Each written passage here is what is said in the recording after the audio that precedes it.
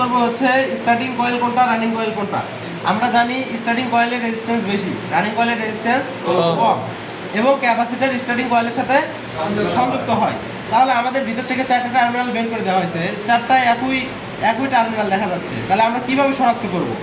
সর্বপ্রথম আমরা অ্যামোমিটারের সঙ্গে একটি প্রান্ত লাগিয়ে নিব, 4টে টার্মিনালের একটি প্রান্ত, এবং এই যে 3টি যে প্রান্ত আছে এখানে যেগুলো একটা একটা করে ধরবো। এই যে এখন ধরছি একটা প্রান্তে, আমাকে কোনো পার্ট দেখাচ্ছে না, এর মানে এটা এই কয়েলের অংশ নয়, এই জন্য আমি এটা বাদ দিলাম।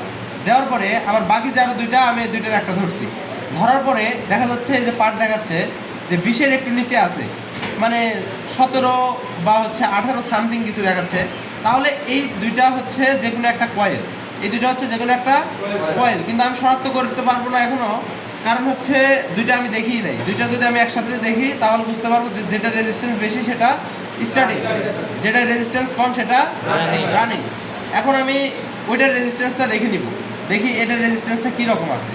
আচ্ছা, এটার রেজিস্ট্যান্স যখন আমি ধরছি, দেখা যাচ্ছে এটার তুলনায়, আগেরটার তুলনায় এটা একটু বেশি আছে, এটা একটু বেশি আছে, তাহলে অবশ্যই এটা স্টার্টিং। তাহলে এই যে স্টার্টিং এর দুইটা প্রান্ত আমি এক করে দিছি, রানিং এর একটা এক করে দিছি। এখন যদি আমি খুলে দিই বুঝতে পারবো না, এই কারণে আমি সামান্য একটা টেপ নিয়ে একটা চিহ্ন দিলাম, একটা চিহ্ন দিয়ে দিছি যেটা হচ্ছে স্টার্টিং এর এক অংশ। আচ্ছা, তাহলে আমি এখান থেকে স্টার্টিং এর একটা নিছি, রানিং এর একটা নিছি, প্লাস স্টার্টিং এর একটা নিছি, নিয়ে দুইটা একত্রিত করে দিছি। দেওয়ার পরে আমি নিউট্রালের সংযোগটা করে দিছি, সাপ্লাই নিউট্রালের সংযোগটা করে দিছি। দেওয়ার পরে এখন আমার কয়টা টার্মিনাল অবশিষ্ট থাকলো? আচ্ছা, মোট 3টা টার্মিনাল অবশিষ্ট থাকলো, 2টা কয়েলের টার্মিনাল আর হচ্ছে এটা কি সাপ্লাই টার্মিনাল। আচ্ছা, এটা খুলে গেছে, আমি লাগাই দিচ্ছি আবার।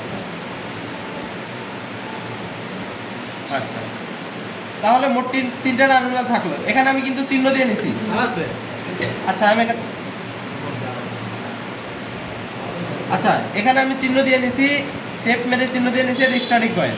তাহলে আমি হচ্ছে একটা ক্যাপাসিটর এই প্রান্তে দিলাম, রানিং এর একটা ক্যাপাসিটর এই প্রান্তে দিলাম। এখন আমি বলছি কিন্তু ক্যাপাসিটর স্টার্টিং কয়েলের সাথে সংযুক্ত হয়, এই কারণে এই যে স্টার্টিং কয়েল, এই যে আমি ক্যাপাসিটর এই সাপ্লাইয়ের এক লাইন আমি এখানে দিয়ে দিলাম, আমার কাজ শেষ।